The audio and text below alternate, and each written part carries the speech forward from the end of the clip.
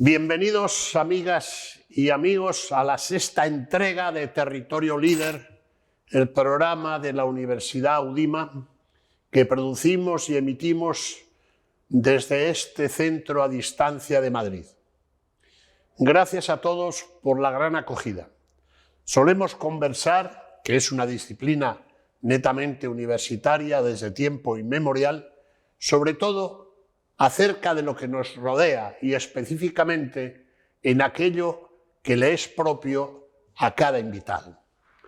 En paridad casi matemática entre líderes y lideresas, o lideresas y líderes. Y tratamos esencialmente de abrir horizontes a los jóvenes universitarios acerca del mundo que les circunda y sobre todo el que los circundará en un futuro que ya podemos tocar con los dedos. Hoy hemos traído a un periodista que reúne cada noche en torno a su informativo a más de 3 millones de españoles e iberoamericanos. Un profesional de la información sencillo, humilde, al que la fama y el poder que le ofrece tan morterada de televidentes no le ha cambiado el paso. Se trata de este señor.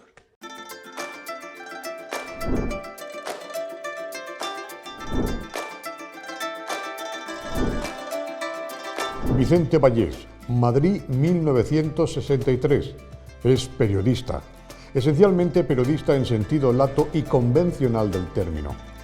Su carrera como informador la sustancia en la cadena SER para rápidamente ocupar puestos de responsabilidad en distintos medios, Telemadrid, Telecinco, Televisión Española.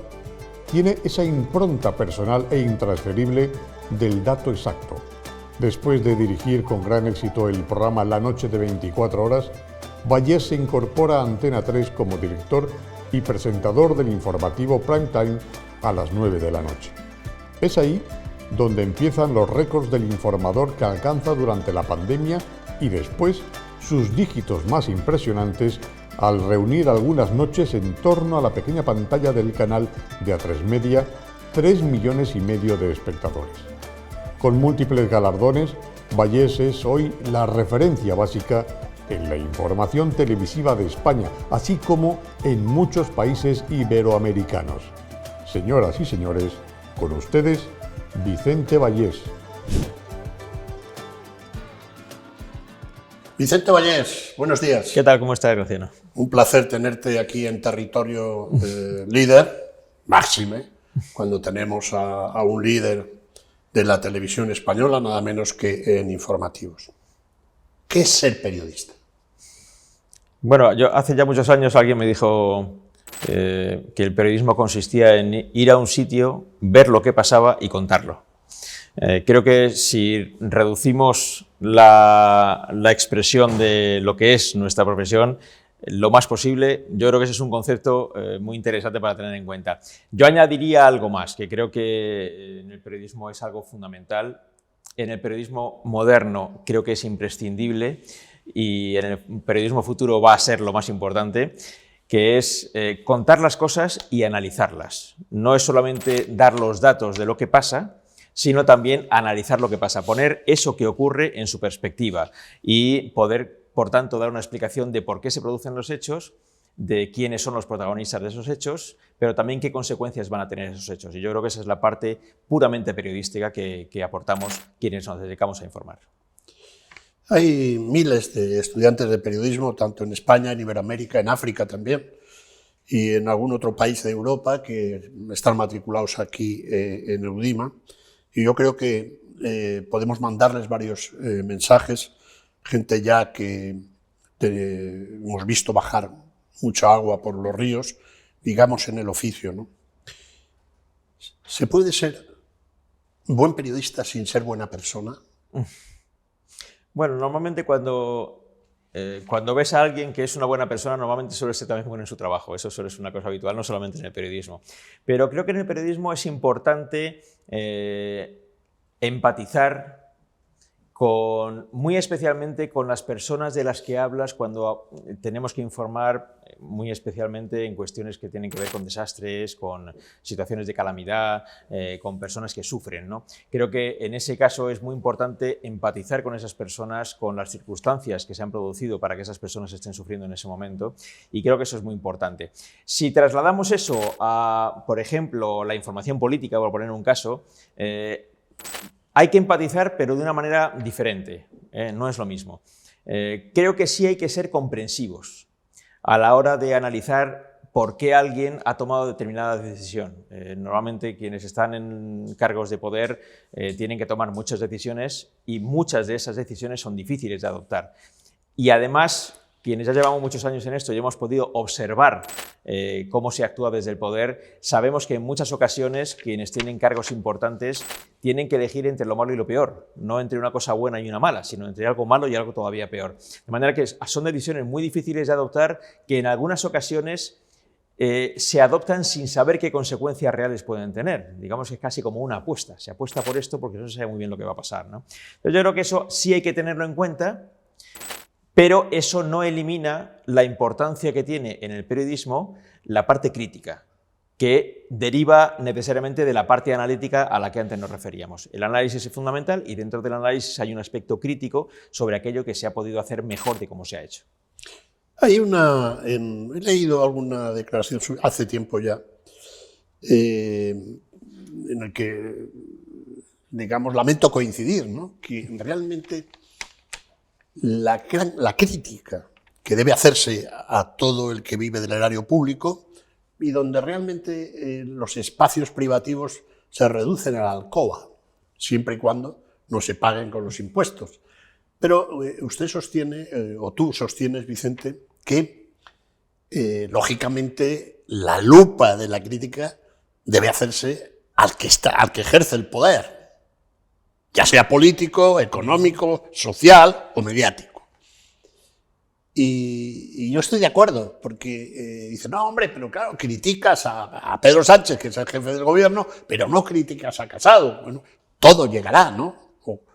¿He expresado bien tu pensamiento? Sí, yo lo matizaría. Yo creo que porcentualmente el foco de la crítica tiene que estar en aquel que tiene el poder en cada momento, y da igual quién sea, por un motivo muy claro, y es que esa persona es la que tiene las posibilidades de tomar decisiones que nos afectan a todos. Y por otro motivo también, y es que quien alcanza un puesto de poder ha deseado mucho tener ese puesto. Yo no conozco a nadie que haya llegado a un alto puesto de poder sin haberlo deseado. Porque alguno hay en la historia, ¿eh? Si no lo deseas, no quieres aspirar y, por tanto, hablo sobre todo en situaciones democráticas. Lógicamente puede haber, pues si hablamos de los reyes absolutos de otros tiempos, sí, yo, Claudio, le tocaba yo porque pensaba era hijo en Claudio. ¿no? Le tocaba por ser hijo de. Pero si estamos hablando de sociedades democráticas como las nuestras, nadie que no desee con mucha pasión llegar al poder se presenta a las elecciones para intentar llegar al poder. De manera que cuando alguien desea mucho tener una posición de poder en la que va a tener que tomar decisiones sobre todos nosotros, debe también asumir que el foco principal del análisis y, por tanto, de la crítica también debe estar puesto sobre esa persona. El foco principal, no el único. Yo creo que quienes aspiran al poder y no lo han conseguido también están en el foco. Pero, lógicamente, desde el punto de vista porcentual, no es lo mismo tener en tu mano la posibilidad de tomar decisiones que afectan a todos que aspirar a ocupar esas posiciones. De manera que yo creo que sí, que la crítica tiene que estar muy centrada en quien ocupa el poder, sea quien sea en cada momento, y otra porción, lógicamente menor, tiene que afectar también a quienes aspiran a ocupar en el futuro ese poder. Le voy a trasladar a Vicente Vallés muchas preguntas que ustedes me han hecho, sobre todo después del encuentro que tuvimos aquí con Francisco Rosell, Paco Rosell, director del Mundo. En esas comunicaciones que me han puesto, docenas, no voy a decir miles, docenas, preguntan, básicamente son estudiantes de periodismo, no solamente de esta casa, sino de otra, ¿cómo es posible que un mismo hecho, hoy en España, en el periodismo español, un mismo hecho, que tiene quién, qué, dónde, cuándo, cómo y por qué, no la opinión, sino la información, sea diferente según el medio? ¿Qué te parece? Bueno, ¿Crees que es así o qué? yo no creo exactamente que el hecho como tal se cuente de una manera diferente. Lo que sí se hace es analizarlo de una manera diferente. Volvemos al principio de nuestra conversación, que está por un lado los hechos y por otro el análisis de los hechos. Lógicamente, cuando uno ve titulares en los periódicos, lo que ve es el diferente análisis que cada periódico hace de un mismo hecho. Pero si uno entra en el detalle de lo que cada uno de esos medios que ha analizado de manera diferente unos hechos, si uno entra en el análisis de los hechos tal y como los cuentan, los hechos, los datos básicos están igual en todos los sitios. Pero claro, luego están los análisis. Pondré un ejemplo muy sencillo. Imaginemos, yo recuerdo que tuve una charla compleja en el medio en el que yo trabajo hace ya unos cuantos años, después del primer Consejo de Ministros de Mariano Rajoy como presidente del gobierno. Estamos hablando del año, las elecciones fueron a finales de 2011. Fue el día 28 de diciembre del 2011. Exacto. Entonces, como bien recordarás, ahí estuve yo. Esa campaña electoral se cerró con la promesa muy trompeteada de Rajoy de bajar impuestos. Exactamente. Bien, en el primer Consejo de Ministros los subió. Entonces, el hecho es el hecho. Es decir, pero ese hecho lo puedes contar de varias maneras. Y yo recuerdo que tuve una discusión aquel día porque había quien pretendía que yo dijera simplemente que el Consejo de Ministros ha decidido subir los impuestos. No, claro. Y yo insistía en decir que era la misma noticia contada de otra manera. El gobierno de Mariano Rajoy ha decidido subir los impuestos después de haber prometido hasta hace 15 días que los iba a bajar. Entonces, es la misma noticia analizada y contada de dos maneras distintas, pero sobre un mismo hecho. El hecho no varía, el hecho es que se subían los impuestos. Y eso lo contó quien no añadió el recordatorio de que en la campaña habían prometido lo contrario y quien sí lo añadió, que yo lo hice, de que habían prometido justo lo contrario. Entonces, yo creo que ahí entra el gusto de cada cual por lo que lee o por lo que escucha. El hecho es el mismo, pero te puede gustar más cómo lo cuenta alguien o cómo lo cuenta otro. Sí. Como esta es una universidad y también lo siguen el programa de Territorio Líder otras universidades, de las muchas que hay en España, después de Luxemburgo, es hoy el país de la Unión que más universitarios tiene per cápita. Voy a plantearle una cuestión. Vamos a ver. Tú, Vicente, y yo conocemos colegas que no han estudiado periodismo. Tú estudiaste en la Universidad Complutense, yo estudié en la Universidad de Navarra, y hemos conocido gente que ha dirigido periódicos, por ejemplo, el diario El País, no sé si el diario El Mundo, pero el diario El País, el diario El Mundo, no, donde son químicos, físicos, economistas, etcétera, etcétera, y son directores de periódicos. No lo critico, porque sobre todo si es privado, también ha sucedido en lo público, ¿no? Con la experiencia que tienes, ¿cuál te parece el mejor sistema? ¿El alemán, que es estudiar una carrera universitaria y hacer un máster de comunicación, o el español? Creo que también el francés es similar al nuestro. ¿Qué te parece el mejor sistema con la experiencia que tienes? Bueno, yo no daría una respuesta cerrada a esto, de me gusta más este que este, o este sí y este no. Creo que pueden ser sistemas compatibles. Yo, desde luego, en estos tiempos, por la experiencia que tengo de haber dado charlas en muchas universidades aquí en España, en facultades de Ciencias de la Información, de Periodismo, he podido comprobar la enorme mejora que ha tenido la enseñanza del periodismo en España, comparado con los tiempos en los que yo estudié, que era todavía la facultad de periodismo era bastante joven en aquel tiempo. Bueno, se acaba de crear. Llevaba muy poquitos años, era muy joven. De manera que, digamos que se estaba creando a sí misma todavía y la calidad en aquel momento era limitada. Yo creo que eso ha mejorado muchísimo con el paso de los años, lo he podido comprobar en estas visitas que hago periódicamente a universidades. Y creo que eso, la verdad, me produce mucha satisfacción, ver cómo ahora la formación para los chicos que aspiran a trabajar en los medios de comunicación ha mejorado muchísimo. Pero de la misma manera, creo que es muy buena cosa tener una formación paralela en alguna especialidad que te permita conocer con mucho detalle aspectos, por ejemplo, la economía o ciencias políticas, incluso el derecho. Sí. Cualquiera de estos ámbitos... Y ahora medicina. Sí, desde luego. Claro. Desde luego, si te vas a dedicar a ese tipo de información, es fundamental. Cuestiones jurídicas para la información jurídica, Sí. en fin. Se aprecia mucho ese expertise, ¿no? de alguien que, además de ser capaz de comunicar bien, conoce muy bien los temas de lo que comunica, ¿no? Sobre los que tiene que comunicar. Y yo creo que esa parte es muy oportuna. De manera que no me parece que haya que elegir entre un modelo y otro, sino que los dos modelos pueden convivir en paralelo. Y es muy aprovechable. Yo creo que, desde luego, cada cual puede elegir y sacar muy buenas conclusiones de cualquiera de los dos modelos. ¿Cuál es el minuto anterior de cuando se enciende el botón rojo en la cámara que tienes delante todos los días a las 9 de la noche en Antena 3? ¿Cuál es tu minuto? Es decir, ¿te pasa por la cabeza los 3 millones y pico de gente que te está viendo? ¿Se produce miedo escénico? ¿Te preguntas qué coño haces tú ahí? ¿O qué dura es la vida? O sea, ¿cuál es eso?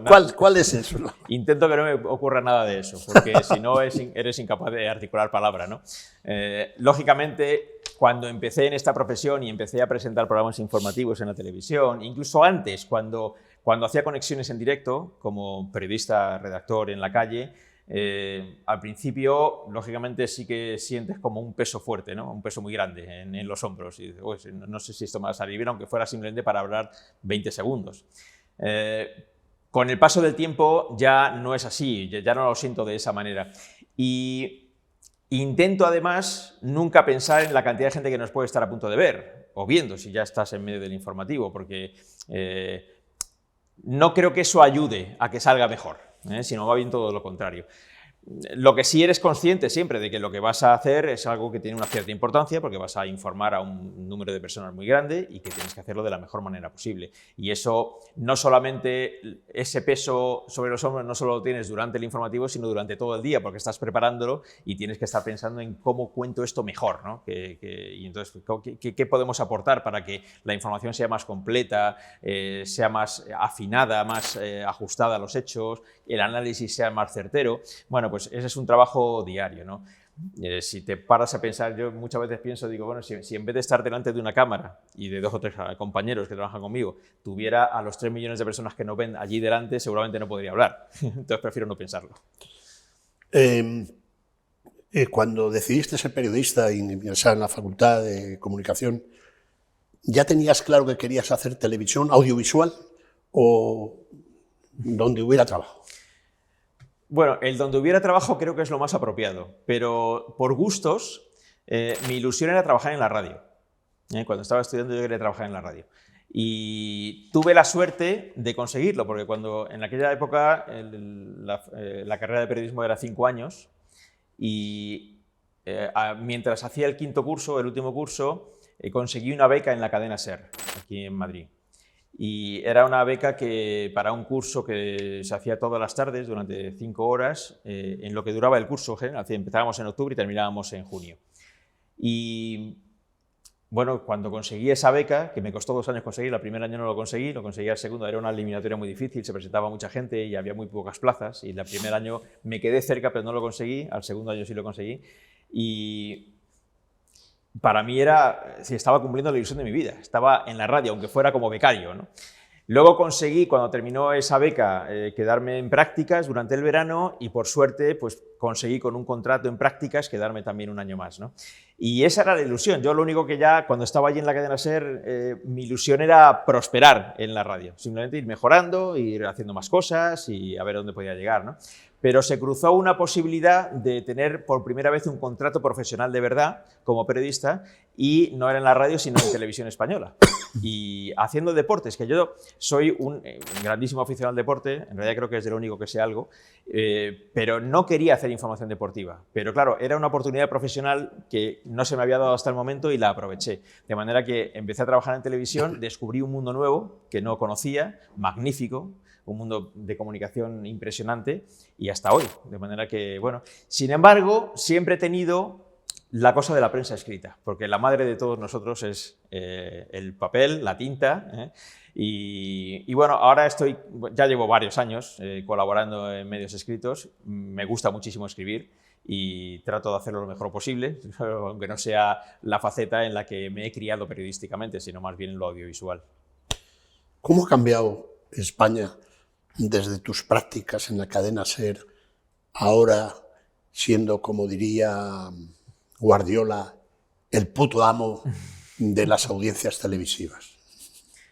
Bueno, el país como tal, más allá de nuestro ámbito periodístico, ha sufrido un cambio enorme, para bien, desde mi punto de vista, desde luego. Hemos conseguido desarrollar, yo empecé esta beca, hablo de primeros de los años 80, desde el año 80-81, de 82, de manera que estamos hablando de los inicios de la democracia en España, cuando era una democracia muy infantil. Sí, pero había Constitución ya. Muchos peligros, ya había Constitución, estaba recién estrenada, pero estábamos llenos de peligros todavía. Así que en esos tiempos 81, hubo un golpe de Estado, en 81. un intento fracasado, pero hubo un golpe de Estado, en fin, otros que se frenaron antes de que se produjeran, de manera que estábamos en un país todavía muy convulso por esas posibilidades de dar marcha atrás y volver a la dictadura, y ciertamente eso ya pasó, por suerte, y ya estamos en un país completamente democrático. En ese tiempo, unos poquitos años después, vimos a España entrar en la Unión Europea, que yo creo que ha sido el mayor regalo que ha podido recibir este país en toda su historia, desde que existe. Yo siempre digo, no sé si me equivocaré o no, pero yo creo que la Unión Europea creo que es seguramente el mejor invento de la humanidad. Y puede ser mejor. Puede mejorar, sí. Puede mejorar, pero solo su espíritu, el espíritu por el que se creó la Unión Europea, de acabar de que unos enemigos de varias guerras se unieran y conformaran un ámbito territorial unido. Con los mismos valores. Con los mismos valores, con la misma moneda, con el mismo espíritu hacia el futuro, con las muchas dificultades que hay y muchas diferencias que hay, pero con ese espíritu de unidad, yo creo que es el mejor invento que ha tenido la humanidad. Y nosotros pertenecemos a eso. Eso nos ha ayudado muchísimo y nos sigue ayudando muchísimo. Y creo que eso nos ha permitido además huir de algunos de los fantasmas tradicionales, históricos que ha tenido España, ¿no? ¿Que eso signifique que vivimos en el mejor de los mundos? No. Tenemos algunos problemas muy serios. Creo que el crecimiento del populismo es una muy mala noticia para el país. No solo nuestro, no es solo un problema de España, es un problema mundial, en realidad. Pero bueno, centrándolo en España, es un problema que tenemos, el populismo a un extremo y a otro, y bueno, si conseguimos reconducir eso, viviríamos en un país todavía mejor. Tenemos un problema que yo creo que es terrible y que no hemos sabido resolver, que es el problema del desempleo. Es como si fuera un hecho diferencial de España. Cuando las cosas van mal, tenemos el doble de desempleo que nuestros socios europeos. Cuando va bien, también tenemos el doble de desempleo que nuestros socios europeos, y eso tiene que acabar. No sé cómo, pero ahí sí que debería haber una capacidad de la sociedad y de la política para unirse y buscar una solución definitiva a ese problema concreto, ¿no? Que creo que sí que es una losa que tenemos encima. Viene desde 1492. Sí. No hemos sido capaces. Incluso cuando se ha crecido con unos dígitos realmente impresionantes, eso es. Este sería el primer problema de nuestro país ahora. De luego, el primer problema económico y social yo creo que sí, lo viene siendo desde hace décadas, ¿no? Y si acaso desde hace siglos, ¿no? La prueba es que tenían que irse Claro. cuando se descubre América, Sí. se van porque Claro. no había trabajo. Sí. Entonces yo creo que si consiguiéramos resolver ese problema, desde luego viviríamos en un país mucho mejor, y deberíamos poder hacerlo, porque la mayor parte de los países de nuestro entorno tienen unas situaciones, en lo que se refiere al empleo, mucho más razonables, ¿no? En las que los niveles de paro, incluso en situaciones de grave crisis económica como la que vivimos ahora por motivo de la pandemia, son llevaderas comparadas con la nuestra, ¿no? Entonces, Sí. bueno, yo creo que eso Yo te deberíamos quería resolverlo. preguntar un poco, haciendo saltos. En realidad, si haces una visión histórica de este viejo y incluso cuarteado país que es España, como decía Bismarck, nos empeñamos en fastidiarlo y en desintegrarlo y no podemos, nos empeñamos los españoles. Tienes razón. En realidad, la conclusión histórica que se puede sacar es que nada radical a derecha, a izquierda, soluciona nada. Sí, a corto plazo, el franquismo, la guerra civil, son 40 años que no es nada. Y que todo lo que ha sido importante en la historia de España se ha conducido con moderación. Y no es el mejor ejemplo entre el mundo libre, sí, Reino Unido o los propios Estados Unidos. ¿Tú crees que ahora la clase dirigente política, porque hay muchas clases de dirigentes, entre ellos tú, no exageres. Sí, bueno, sí, influentes, tal. ¿Tú crees que se percibe eso cuando realmente, la clase dirigente política, cuando realmente hay una inmensa mayoría del pueblo español, transversal, que quiere moderación, sentido común, eso que tanto repite Rajoy, que no se aplicó para nada, por cierto? ¿Cómo analizas este tema? ¿Crees que es así o no es así? ¿O cómo lo ves tú? Bueno, yo creo que si analizamos la historia no solo de España, sino de otros países europeos importantes, los episodios en los que se han producido este tipo de situaciones, en las que de repente los extremos se convierten en, no digo necesariamente mayoritarios, pero sí muy relevantes y muy influyentes y muy determinantes en la política, son muchos. Ha habido muchos episodios de esos. No tengo por qué volver ya ni siquiera a los años 30 del siglo pasado, que, con efectos terribles y desastrosos, ¿no? Pero sin estar en esa situación, por fortuna, sí es verdad que hay momentos históricos en los que rebrotan los extremos y momentos históricos en los que decaen. Ahora estamos en un momento de rebrote, no solo en España, sino en otros países europeos, también ocurre en Estados Unidos y hemos tenido ejemplos muy recientes, ¿no? Y Iberoamérica, los grandes. En Iberoamérica, sí, por supuesto que sí, por supuesto. Entonces, es verdad, vivimos en un cierto rebrote de los extremismos.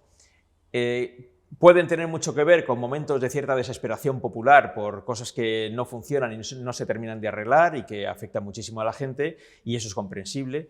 Pero yo tengo un criterio muy parecido al que tienes tú sobre ese hecho de que en general los extremismos nunca han resuelto problemas. Desde luego no los problemas importantes, ¿no? Sino más bien que los han creado. Entonces, un ejemplo en España es la transición.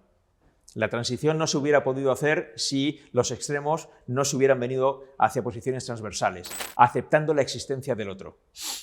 Si no se acepta la existencia del otro, no hay manera de vivir juntos. Y aquí se decidió que teníamos que vivir juntos. Justo lo contrario de lo que pasó con la guerra civil y lo que ocurrió después, ¿no? Entonces se decidió que debemos vivir juntos. Y si tenemos que vivir juntos, tenemos que entender al otro y aceptarlo. Los extremos tienden a no aceptar mucho al otro, de manera que bueno, hay momentos, ya digo, episodios históricos en los que eso rebrota. Ahora creo que estamos en un cierto rebrote mundial, no solamente español, pero también pienso que llegará otro momento en que eso decaiga. No sé cuándo, pero llegará un momento en que decaiga. Y a tu juicio, ¿quién influye más hoy en la sociedad española? ¿Rafa Nadal o Pablo Iglesias? Bueno, yo no sabría decirte que uno de los dos influye más. Yo creo que cada uno de ellos influye en un sector distinto de la población. No sé si más mayoritario el uno o el otro, pero cada uno influye en sectores diferentes de la población.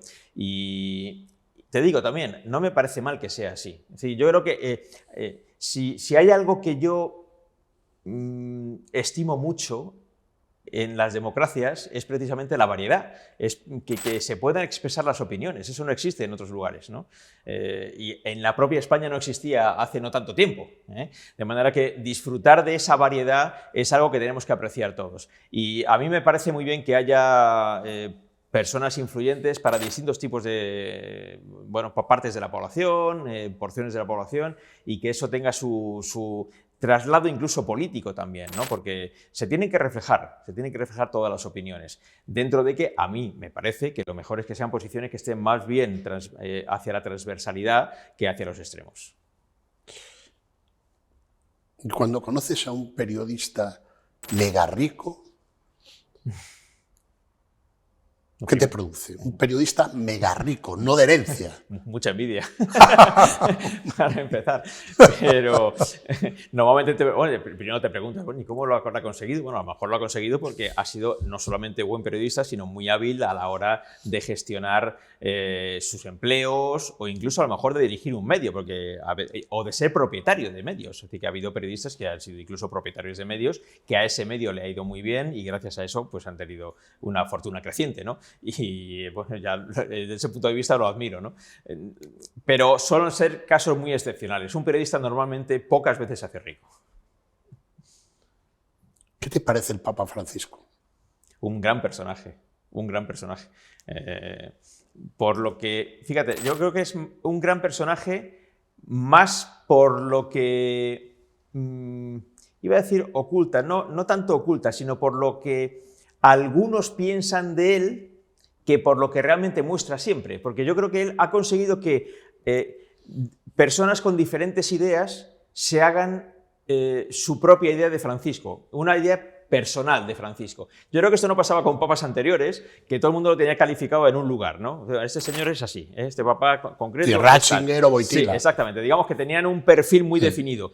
Este no tanto, ¿no? Y entonces ha conseguido que haya gente en un lado que le guste más, gente en otro lado que también le guste más. Y el hecho de que ya hemos tenido esta visita última de la vicepresidenta segunda del gobierno, que es militante del Partido Comunista y que haya salido allí como, bueno, encantada de haber visto al Papa. El Santo Padre.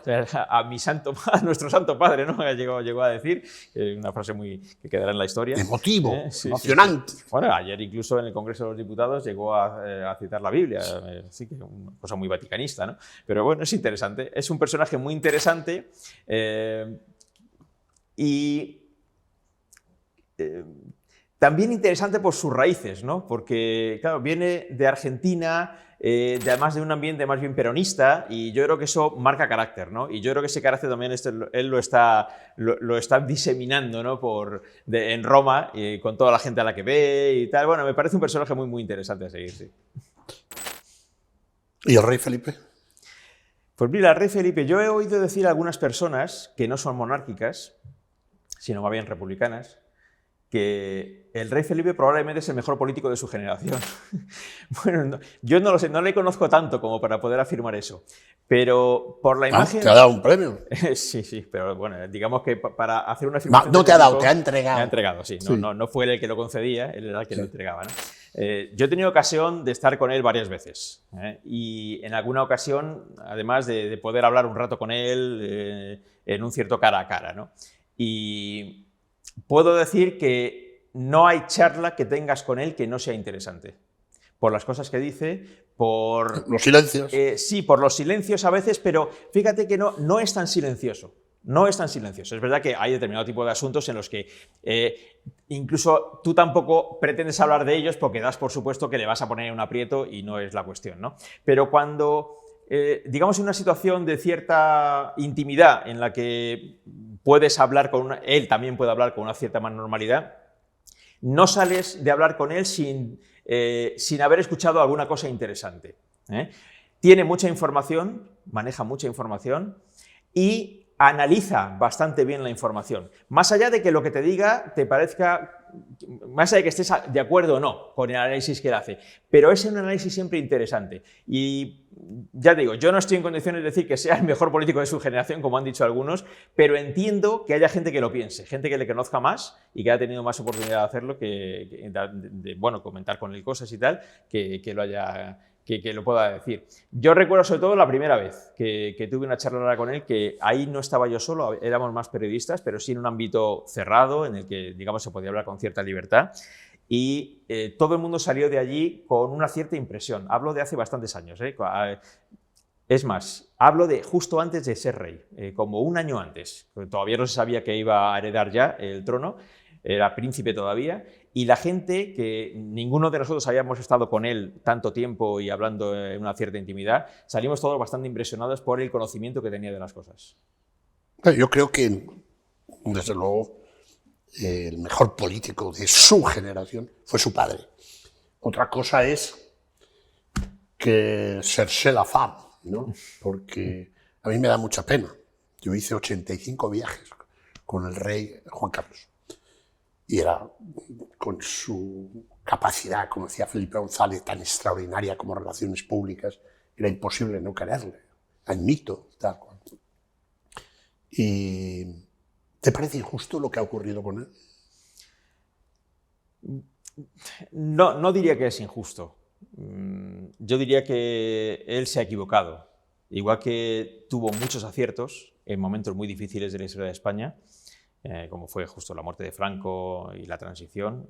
Situaciones, antes decíamos que era que habitualmente quienes tienen que tomar decisiones normalmente tienen que tomar decisiones entre la mala y la peor, no entre la buena y la peor. Él tomó decisiones muy acertadas que nos han permitido disfrutar de una democracia como la que tenemos ahora, ¿no? Pero, claro, eso no puede hacer que se ignore todo lo demás, ¿no? Es una situación difícilmente sostenible que alguien que ha sido rey de España tenga problemas con Hacienda. Es insostenible. Entonces, una cosa que es insostenible, por definición, no se puede sostener. Y es inevitable que eso tenga unas consecuencias, al menos unas consecuencias en términos de imagen pública, que por desgracia estropean la buena imagen que él mismo generó y justamente se le reconoció por la labor realizada durante la transición y durante muchos años de reinado, ¿no? Pero no se puede ignorar todo. Todo lo que salió mal, y algunas cosas salieron mal y algunas cosas se hicieron muy mal, pues lógicamente tienen consecuencias. Señoras y señores, jóvenes universitarios, este ha sido Vicente Vallés, que ha estado en Territorio Líder como lo que es un auténtico líder. Les recomiendo, háganme caso o no, ese es su problema. Enchufen Antena 3 en el informativo de las 9 de la noche. Ahí se encontrarán a Vicente Vallés si quieren estar informados y además quieren aprender algunas de las cosas que él ha dicho como básicas, pues sobre todo para los jóvenes periodistas. Sentido crítico. Muchas gracias, Vicente. Gracias. Un placer. Un abrazo.